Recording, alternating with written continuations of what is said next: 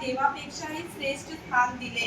आषाढ महिन्यातील पौर्णिमेला गुरुपौर्णिमा हा पवित्र सण साजरा केला जातो. हा आपल्या गुरुबद्दल कृतज्ञता व्यक्त करण्याचा पवित्र दिवस आहे.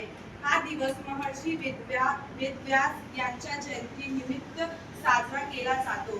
त्यामुळे याला व्यास पौर्णिमेला असेही म्हणतात. गुरु आपल्यातील अज्ञानाचा आधार दूर करून ज्ञानाचा प्रकाश देतात.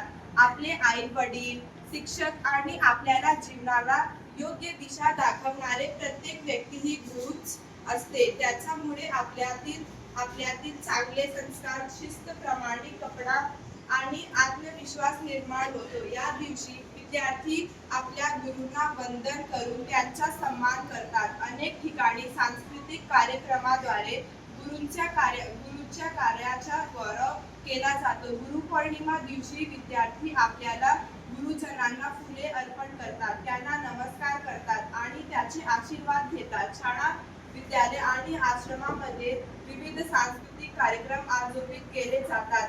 या दिवशी महर्षी वेदव्यास यांचे स्मरण करून त्यांच्या महान कार्यक्रमाला अभिवादन केले जाते. गुरूंच्या शिकवणीचे पालन करून त्यांचा आदर करणे हे प्रत्येक विद्यार्थ्याचे कर्तव्य आहे. गुरूंच्या आशीर्वादामुळे आपले जीवन उज्ज्वल, यशस्वी आणि आनंदी बनते. आपल्याला जीवनात गुरूंचे स्थान अनमोल आहे. म्हणूनच गुरूंचा आदर करणे हे आपले कर्तव्य आहे. गुरु म्हणजे ज्ञानाचा दीप, संस्काराचा मान. गुरुपौर्णिमा करूया गुरूंना शतः प्रणाम.